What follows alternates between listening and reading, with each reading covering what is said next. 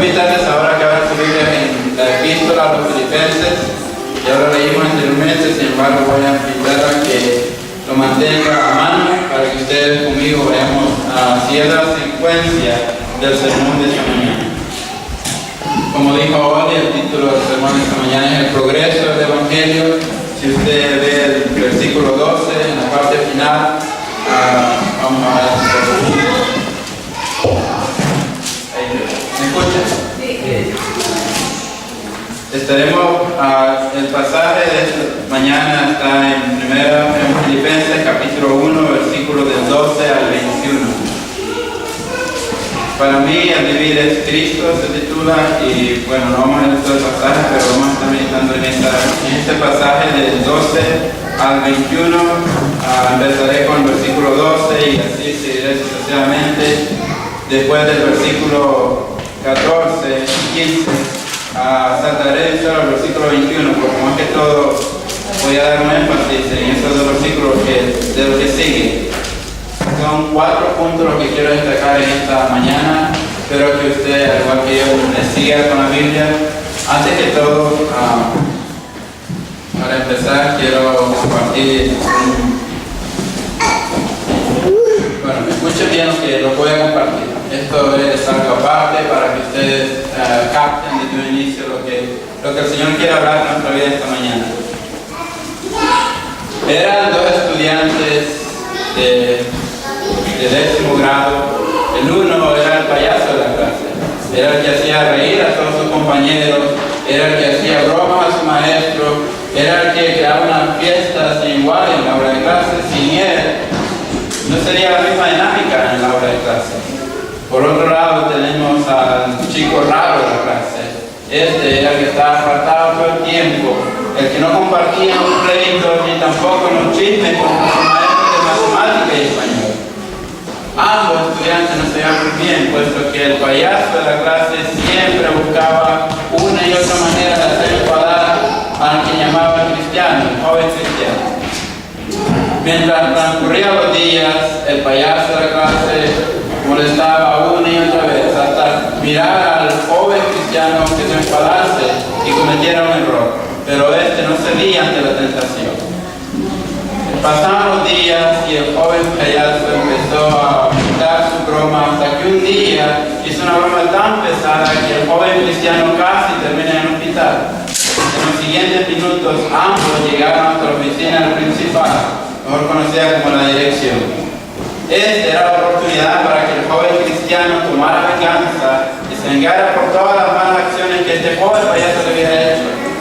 Es más, él escuchaba una voz que decía: esta es la oportunidad para que pongas al payaso en su lugar, castígalo, no lo perdones. Sin embargo, el joven cristiano, conociendo el amor de Dios y el perdón de Dios, decidió perdonar al joven payaso y volvieron a la hora de clase como que nada había ocurrido. Transcurrieron los meses y el año escolar se terminó. Ambos siguieron por distintos caminos y el joven cristiano no volvió a escuchar más de aquel payaso que le hizo la vida imposible en ese año escolar. Transcurrieron los meses y el joven cristiano recibió una llamada en su casa. Era alguien que estaba llorando amargamente al otro lado de la línea telefónica, a lo que el joven cristiano se pregunta: ¿quién está llamando? ¿Quién me está llamando? Obviamente al instante reconoció que la voz era de aquel joven payaso que lloraba amargamente. Al instante el joven cristiano dijo: esta es otra broma que me quiere hacer. Se quiere burlar de mí una vez más, porque el payaso llamaba: perdóname por lo que te hice en el colegio, perdóname porque me burlaba de ti.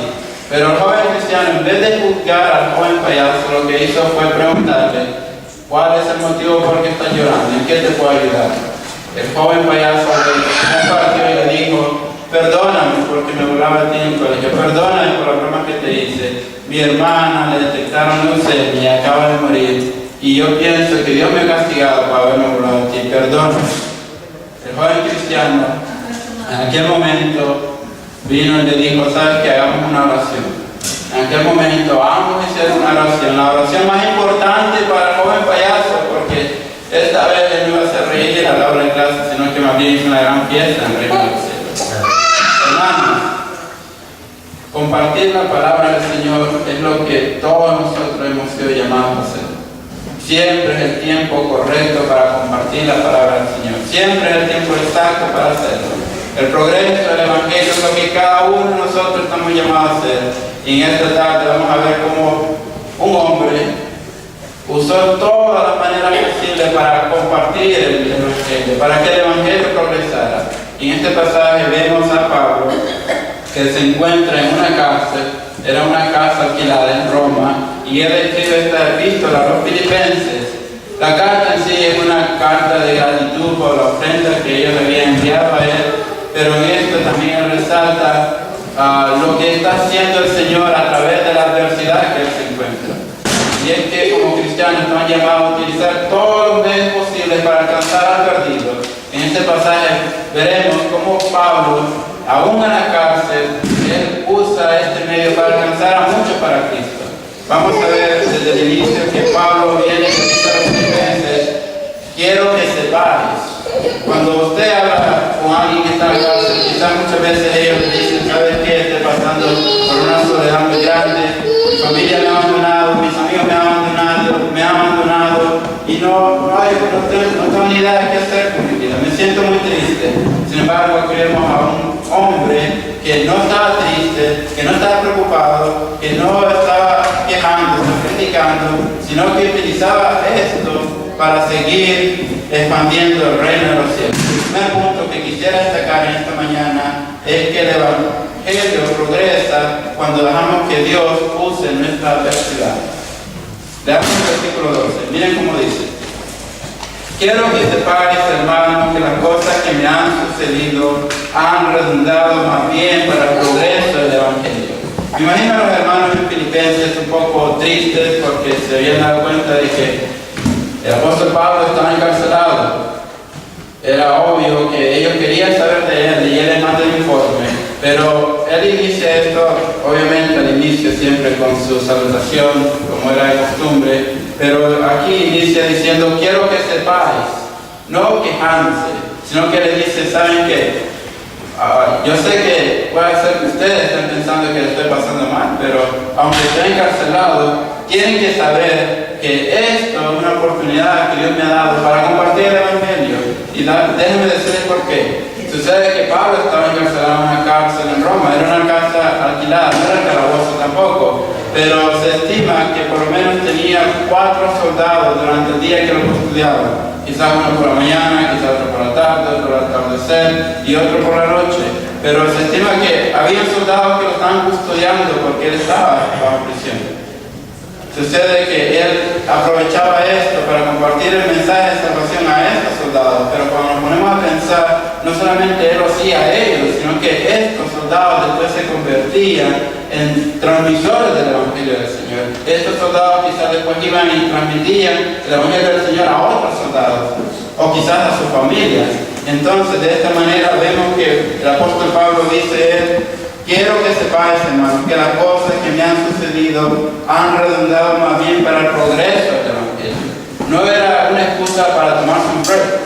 Quizás muchos dirán: pero Pablo ya había fundado muchas iglesias, ahora se encontraba en la cárcel, quizás necesitaba tomarse un break, pero no. A mí el apóstol Pablo no se pregunta por qué estoy acá, Señor, sino que él dice: ¿para qué me ha traído el Señor aquí a la cárcel? Y es lo que nosotros también debemos preguntarnos muchas veces cuando nos encontramos en una adversidad.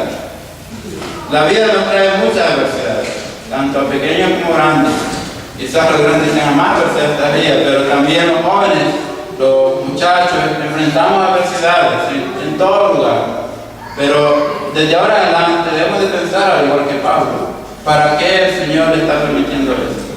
No quejarnos por qué lo hace, sino que ¿para qué? ¿Cuál es el propósito que está detrás de todo esto? Detrás de esta enfermedad, detrás de esta crisis económica que estoy pasando, detrás de esto que no entiendo por el momento, pero confío en Dios que Él me dará la solución y que poco a poco me irá guiando y me irá iluminando hacia lo que Él quiera hacer en mi vida. Debemos recordar que todas las cosas, hermanos, ayudan a bien a los que amamos a Dios. El famoso versículo de Romanos 8:28 que dice: y sabemos que los que aman a Dios, todas las cosas les ayudan a bien, y esto es lo que conforme a su propósito son llamados. ¿quién más testigo de este versículo que el autor del mismo? Pablo escribió este versículo y él dijo todo esto, que todas las cosas ayudan bien a los que aman a Dios. Él tenía presente este versículo mientras se encontraba en la cárcel. Él sabía que Dios tenía un propósito ahí en la cárcel y él se puso a trabajar, él puso manos a la obra, y es lo que a veces necesitamos hacer también como creyentes. Muchas veces estamos muy cómodos en donde nos encontramos y no queremos poner manos a la obra, no queremos utilizar el tiempo como para honrar al Señor. Vemos en este pasaje que el apóstol Pablo más abajo, en el versículo 13, dice: de tal manera que mis prisiones se han hecho patentes en Cristo, en todo el pretorio y a todos los demás. Vemos que el apóstol Pablo no estaba como muchos creyentes cuando se encuentran en adversidad derrotados, sino que él estaba en victoria, él había encontrado una solución a ese problema. Muchas veces nosotros nos sentimos muy derrotados, muchas veces nosotros pensamos que no hay solución al problema y empezamos a quejarnos y empezamos a ver las cosas malas del hermano y empezamos a criticar y empezamos a dudar. Y todo esto nos vuelve creyentes tristes, inefectivos también. Inefectivos, no alcanzamos a nadie. No podemos alcanzar a nadie con este carácter, con esta actitud. Pero el apóstol Pablo nos muestra aquí que aún en medio de las adversidades, Dios nos puede utilizar de gran manera para alcanzar a otros. Como segundo punto, hermanos, quisiera que vayamos al versículo 14. Dice ahí: la mayoría de los hermanos, cobrando ánimo del Señor con mis visiones, se atreven mucho más a hablar la palabra sin temor. El progreso del Evangelio, hermanos, también tiene que ver con la determinación que yo tengo para la obra. ¿Cuán determinado estoy yo para la obra? Como les decía, muchas veces viene el desánimo a nuestras vidas, pero debemos de evitar lo que los hermanos en Filipenses estaban haciendo. Ellos, dice la mayoría de los hermanos, cobrando ánimo en el Señor. Y es lo que nosotros también debemos de hacer muchas veces: recuperar el ánimo, recuperar la fuerza en el Señor. ¿Para qué? ¿Cree usted que alguien va a venir a la iglesia si nos está viendo todos derrotados, todos tristes, quejándonos todo el tiempo? Nadie querrá saber de nuestro Dios, nadie querrá saber de Él, porque así están las personas en el mundo, están derrotados, tristes y en problemas. Pero si ellos ven una cara de esperanza, si ellos ven una cara de amor, si ellos ven una mano amiga de nosotros, ¿no creen ustedes que ellos van a querer saber de nuestro Dios, van a querer conocer de nuestro Dios? Aquí el apóstol Pablo dice que los hermanos filipenses, ellos estaban cobrando ánimo en el Señor. No solamente eso, sino que también es necesario hacer lo que sigue más adelante, que es: se atreven mucho más a hablar la palabra sin temor. Hay que atreverse, hermanos, también a hablar la palabra sin temor. Imagínense, pónganse a pensar ustedes en estas compañías, las compañías que nos venden publicidad por todos los medios posibles. Usted ve publicidad en internet, en la televisión, en el periódico, en la radio, y hasta se atreven a mandarlo por correo. Cuando usted ve el correo, la publicidad, la mayoría de las cosas que tiene ahí. Imagínense cuán atrevidos son ellos. Pónganse a pensar en las sectas religiosas que existen, los testigos de Jehová. Cuán atrevidos son ellos. Hoy en día los musulmanes, cuán atrevidos son los musulmanes. El otro día estaba leyendo que uno de los países donde se inició el Evangelio, ahora uno parece que está luchando por mantener el Evangelio, porque el musulmán ha ido creciendo poco a poco y ahora toma gran parte de la sociedad. Estoy hablando de Gran Bretaña. Entonces, cuando vemos estas cosas, debemos de ver cuán atrevidos han sido estas sectas religiosas por vender su producto, y qué acerca de nosotros que conocemos al Salvador, que Dios nos ha regalado una salvación tan grande. ¿Qué acerca de nosotros? ¿Cuán atrevidos estamos siendo para compartir la buena nueva? Nos estamos quedando callados, no estamos aprovechando el tiempo. También es muy importante saber que el Evangelio progresa cuando encaramos los motivos de la predicación. Como podemos ver más adelante, al parecer había algunos hermanos o un grupo de hermanos que tenían envidia por lo que estaba pasando. Versículo 15 dice: algunos a la verdad predican a Cristo por envidia y contienda, pero otros de buena voluntad. Al parecer había una rivalidad entre los grupos, unos que predicaban a Cristo de buena voluntad, que lo hacían con amor, que lo hacían para la gloria del Señor, Señor, pero había otros que lo hacían por envidia. La envidia se dice que es la persona que siente un malestar cuando su amigo tiene éxito. Sucede dentro de la iglesia muchas veces. Y cuando vemos que el hermano está haciendo las cosas bien, nosotros tenemos envidia por lo que él hace. La envidia detiene el progreso del Evangelio, hermano. Es un pecado que se debe encarar para que el Evangelio pueda seguir progresando. En los trabajos incluso se fomenta de que no debe haber envidia entre los mismos trabajadores. Entre los jefes no debe haber envidia, debe de promover siempre la cooperación, siempre la unidad. Imagínense en la obra del Señor, aún más todavía. Debemos de promover siempre la unidad, el amor, el trabajo en los unos con los otros. Pero sucede que aquí, en esto de los filipenses, estaba un grupo que al parental tenía envidia, y no solamente envidia, sino que Pablo también agrega que eran contenciosos. Así como la unidad va de mano con el amor, con el trabajo en equipo, la envidia también juntamente trabaja con los contenciosos. Debemos de tener cuidado con esto. Cuando estamos enfrentados con estos pecados, debemos dejarlos a un lado y seguir a Cristo. Debemos dejarlos a un lado porque debemos de saber que esto detiene el progreso del Evangelio. Si usted ve que algún hermano está haciendo una cosa bien, gloria a Dios. Usted únase a él y trabajen juntos para seguir alcanzando a otros para Cristo.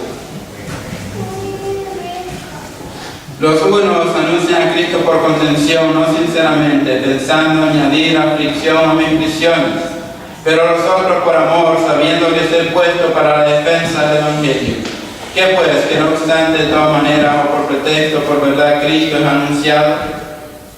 Vemos que el apóstol Pablo no tomaba esto como una oportunidad para criticar o para juzgar, sino que por el contrario, él siempre buscaba una manera de encontrar la solución o el medio posible de hablarle a estos hermanos y animarles a que siguieran adelante, a que siguieran progresando, a que siguieran hablando del Evangelio, a que siguieran trabajando para Cristo. Es muy importante saber esto porque hoy en día es lo que hace falta en las iglesias. Hace falta mucha motivación, hace falta mucho ánimo, hace falta mucho trabajo en equipo. No dejemos que una sola persona haga el trabajo por todos. Empecemos, hermanos, a involucrarnos. Empecemos, hermanos, a ser parte de la obra del Señor. Empecemos, hermanos, a ser como Pablo, a ver todas las cosas que nos suceden con un propósito. Siempre hay un propósito detrás de todas las cosas que nos suceden. No suceden por suerte, no suceden porque ocurrieron o por la nada. Suceden con un propósito, porque cuando venimos al Señor aprendemos de que Él tiene promesas para nosotros. Él tiene planes y propósitos para su Hijo y nada se escapa de Él. Venimos y estamos ahora en sus manos y nada se escapa de Él. Nada se puede escapar de sus planes. Dios no tiene un plan B para su vida. Dios siempre tiene un plan A y es el plan perfecto que tiene para su vida. Aunque pasen muchas cosas que a veces no entendemos porque lo ha permitido y porque tiene un propósito detrás de todo eso. El apóstol Pablo entendía muy bien esto, y es lo que me lleva a pensar al siguiente punto. El apóstol Pablo, si vemos su vida, su conversión, fue una conversión bien dramática. Era el perseguidor de la iglesia, era un asesino, odiaba a los cristianos, los perseguía, y camino a Damasco tuvo una conversión muy dramática en la que vio al Señor Jesucristo. Desde ahí él empezó a compartir el Evangelio de salvación. Desde ahí el apóstol Pablo era diferente. Y ahora él vivía para Cristo. Si nos vamos al versículo 21, vamos a ver que él ahí exclama y dice: porque para mí el vivir es Cristo y el morir es ganancia. ¿Para cuántos el morir es ganancia? Si hacemos una encuesta afuera, muchos pensarán: para mí no lo es. Muchos dirán: ¿cómo que morir es ganancia? Cuando uno muere se acaba todo, es el fin de todo, no existe una vida después de la muerte. Pero para el creyente debemos de saber que para mí el vivir es Cristo y el morir es ganancia, porque al momento en que morimos vamos a ver con nuestro amado Jesucristo. El apóstol Pablo tenía esto muy claramente. Él vivía para Cristo. Y él lo dice desde un inicio: hermanos, que las cosas que me han sucedido han redundado más bien para el progreso del Evangelio. Esto nos da a entender el lugar que Jesucristo tenía en el corazón del apóstol Pablo. ¿Qué lugar tiene Jesucristo en nuestro corazón, amado? ¿Toma Él el primer lugar en nuestra vida? Él la razón de vivir. Es Jesucristo el vivir para nosotros. Hay un dicho muy popular que dice: hay que trabajar para vivir, no vivir para trabajar. Es cierto que hay que trabajar, pero hay que tener un balance también para cumplir con las otras responsabilidades. Pero el cristiano puede decir también: hay que vivir para Cristo. Vivamos para Cristo, que nuestras vidas sean testimonio, que otras personas puedan ver a Cristo a través de nosotros. Que las acciones que hagamos, las personas puedan ver a Cristo a través de las acciones. Que nuestras palabras, lo que digamos, las personas puedan ver a Cristo a través de esas palabras. Que las personas digan, como dijeron allá en Antioquía: ellos son cristianos. Ellos son cristianos. ¿Por qué? Por lo que estaban haciendo. Y si usted lee el pasaje, se va a dar cuenta de que unos hermanos se atrevieron a compartir el mensaje. Y gracias a que ellos se atrevieron a compartir el mensaje, después Bernabé va a Tarso, trae a Pablo, estuvieron ahí un año, siguieron compartiendo la palabra, hasta que todos en la comunidad dijeron: ¿saben qué? Son diferentes a nosotros, estos son cristianos. ¿Cuántos dirán en nuestros trabajos: estos son cristianos? O en las escuelas: estos son cristianos. O en nuestras comunidades: estos son cristianos. ¿Cuántos de ustedes son el joven cristiano de la historia que contaba al inicio? Muchas veces somos burlas de los demás, pero sabemos que Dios tiene también un plan para ellos. Y debemos de esperar que el Señor tiene planeado para ellos. Debemos de seguir esperando. Pablo sí entendió muy bien estas palabras. El apóstol Pablo, si lo viéramos como un simple hombre, fue un hombre extraordinario. Él fue siempre más allá. Él siempre trató de honrar a su Salvador, de glorificar a su amado Cristo, de ir más allá, de exponer incluso su vida. Él sí entendió muy bien estas palabras, porque para mí el vivir es Cristo y el morir es ganancia. El viernes pasado, cuando estaba trabajando, me tomé la hora de mi descanso y me voy para el cuarto de descanso que tenemos en el trabajo. Y veo que estaba encendida la televisión y veo que estaba un funeral, no sabía quién era.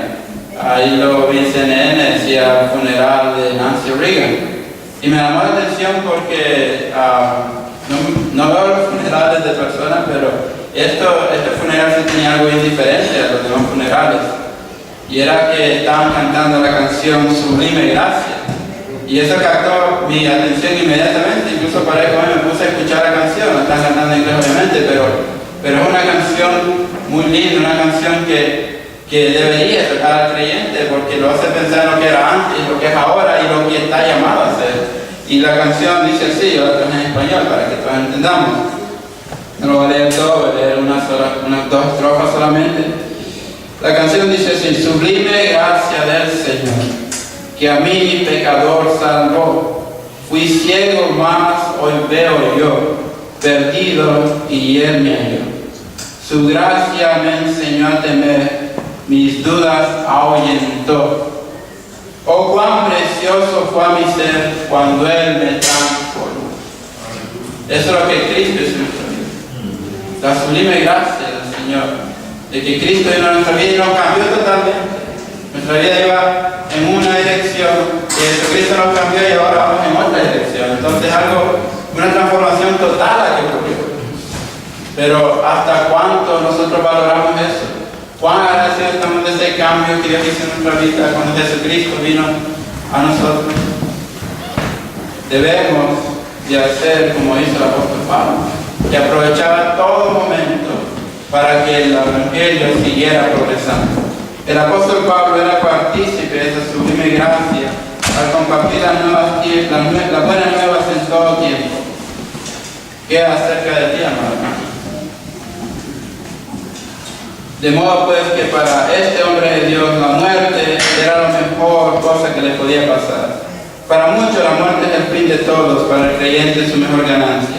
Para el cristiano su preocupación debe ser vivir para Cristo. Quien esto hace, toda su vida se transforma en un testimonio vivo y con ello el continuo progreso del evangelio. La historia cuenta de que habían dos grandes teólogos.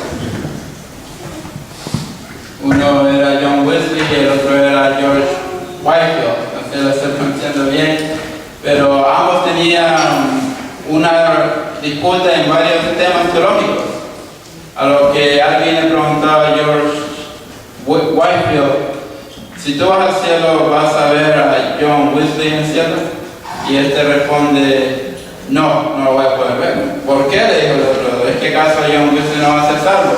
No, él sí va a ser salvo, le dice, pero él trabaja tanto para el Señor que él va a estar muy cerca del Señor y yo voy a estar tan lejos que no lo voy a poder ver.